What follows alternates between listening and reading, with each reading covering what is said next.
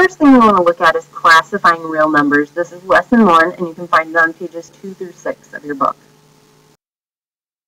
We want to look at sets. What is a set? A set is a collection of objects, and every object in that set is called an element of the set. Now, if there's no elements in the set or no objects that belong to that group, we call it the empty set. Sometimes it's called the null set. A finite set is a set with a limited number of elements, and an infinite set is a set with an unlimited number of elements. We're going to talk about real numbers in Algebra 1. There are also imaginary numbers, which you'll deal with in Algebra 2, but for now we're talking about real numbers. Real numbers can be broken down into rational numbers and irrational numbers. Irrational numbers are numbers that cannot be written as a quotient of two integers. Basically, they can't be written as a fraction. Rational numbers, however, are numbers that can be written as a fraction where the denominator is not 0. Let's take a closer look at rational numbers. Rational numbers have several different subsets.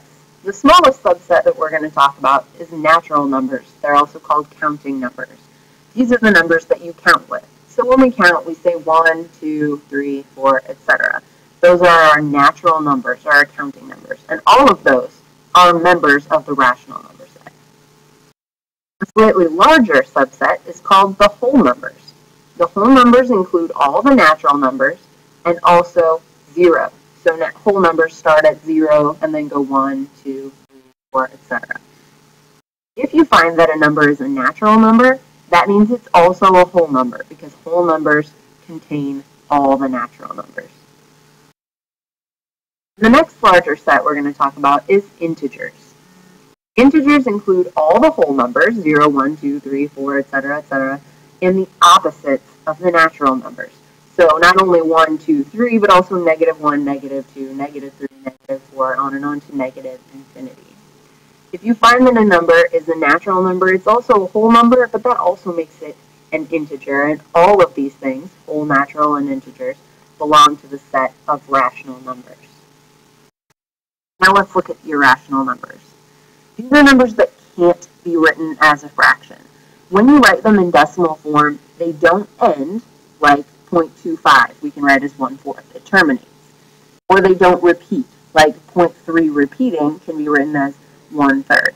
Those are rational. Irrational numbers don't terminate and they don't repeat. They're things like the square root of 2, which if you type that into your calculator, you get 1.4 and then a whole bunch of decimals that don't end and don't repeat.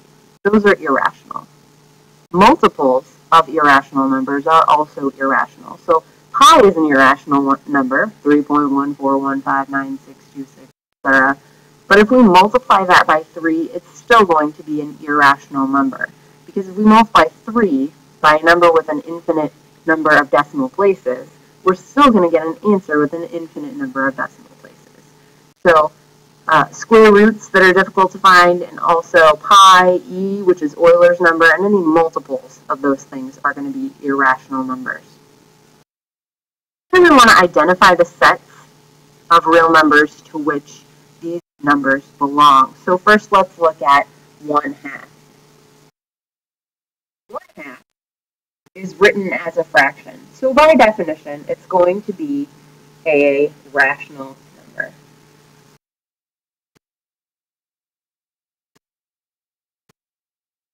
Now we need to decide, does it belong to any of the subsets of rational numbers? So is it an integer? Well, we don't use it to count, so it's not a natural number. It's not 0, or a number we use to count, so it's not a whole number. And it's also not an opposite of any of those things. So it doesn't belong to natural, whole, or integers. Now let's look at 5. Can we write 5 as a fraction? Certainly, we can write it as 5/1. So that makes it a rational number. Do we use it to count? Usually we count 1, 2, 3, 4, 5. So that makes it also a natural number. Since we know it's a natural number and all the natural numbers are whole numbers, we can also say that it's whole. And since we know that it's a whole number and integers contain all the whole numbers, we can also say that it's an integer. Right, now let's look at 3 times the square root of 2. If you plug this into your calculator, you're going to get a number that is maybe 4.2 and then a whole bunch of nonsensical numbers after that. Now that means that this is going to be a non-repeating, non-terminating decimal. We cannot write this as a fraction. And since we can't write it as a fraction, it is an irrational number. Since it's irrational, it also can't be natural, whole, or an integer.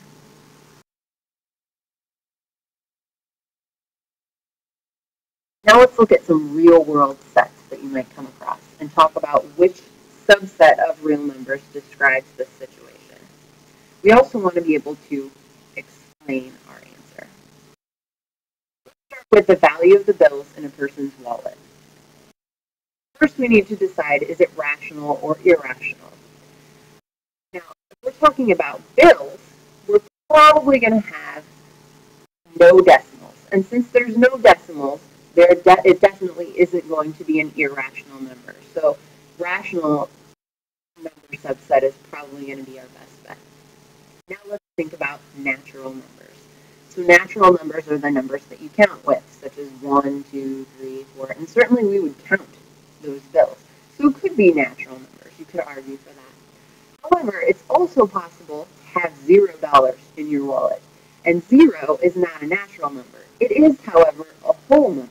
So whole might be a better choice. Now let's think integers. Can you have negative bills in your wallet?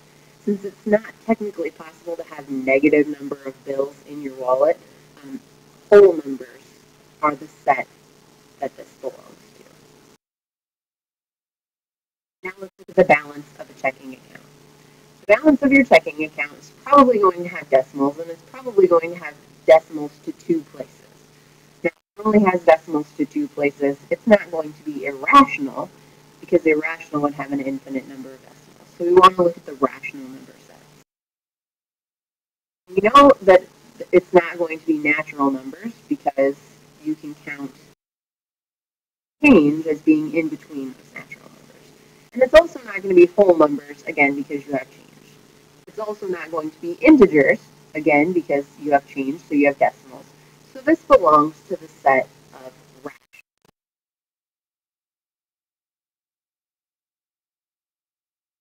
And C is the circumference of a circular table when the diameter is a rational number. Now, to find the circumference of a circle, we use the formula C equals diameter times pi. Now, diameter is a rational number, it says here, and pi is an irrational number. So that means we have the multiple of an irrational number. Since we're multiplying a rational number by an irrational number, our answer is going to be an irrational number, and that means that is the only choice for the circumference of our circle.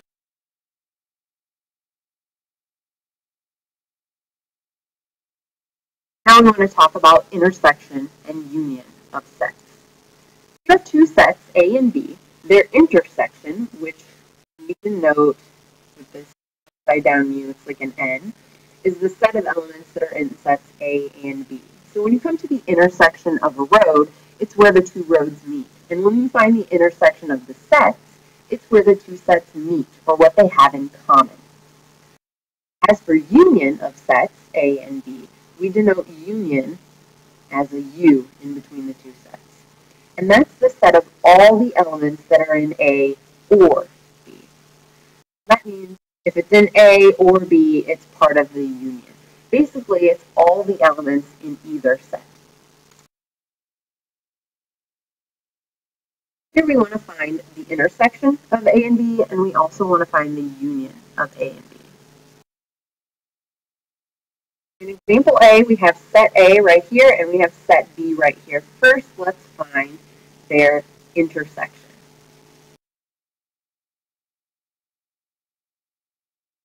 We're going to use our brackets to denote a set. And for the intersection, we want to look at what do these 2 sets have in common.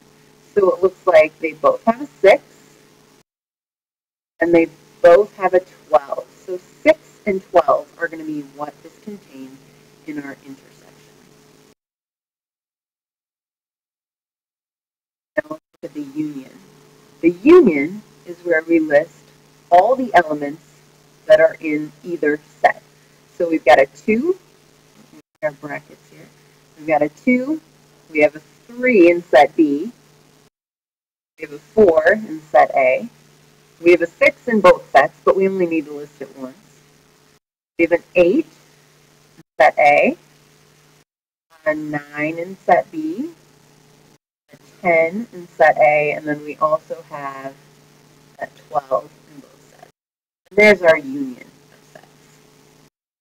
Now let's look at example B.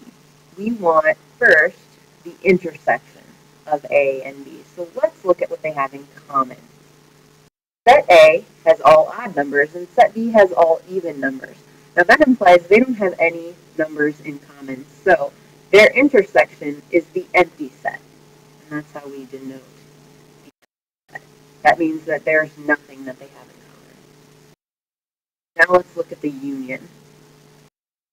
The union, all the numbers in either set.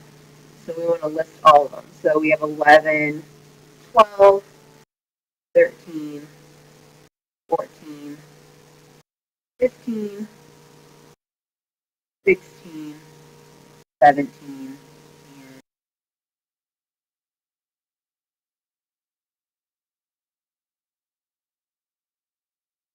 now finally let's talk about closure.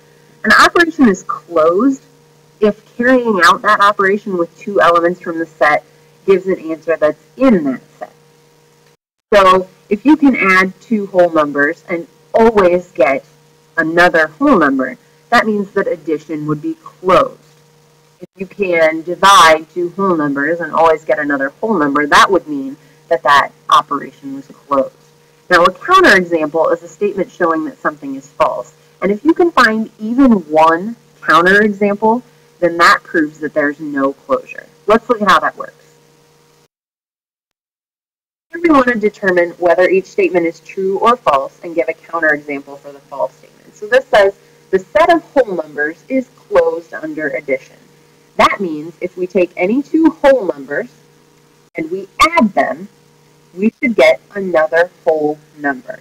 So if you think about it, if you take two whole numbers and you add them, 2 and 4, 8 and 100, you're never going to get a number that's not a whole number because you're never going to get a negative, never going to get a decimal. So this statement is true. Now let's look at B. The set of whole numbers is closed under subtraction. That implies that if you take two whole numbers, 0, 1, 2, 3, 4, on to infinity, and you subtract them, you will get another whole number, meaning something that's not a decimal, not a fraction, not a negative number. So let's think about that. We know that if we take a small whole number, say 1, and subtract a whole number that's bigger, say like 4, we're going to get a negative answer, in this case, -3. This is called a counterexample. This proves that this statement right here is not true because if we subtract two whole numbers, we don't always get another whole number. So that implies that this is false. And here's our counterexample right here. If you can find even one of these, that means that closure is not achieved. That's it for lesson 1.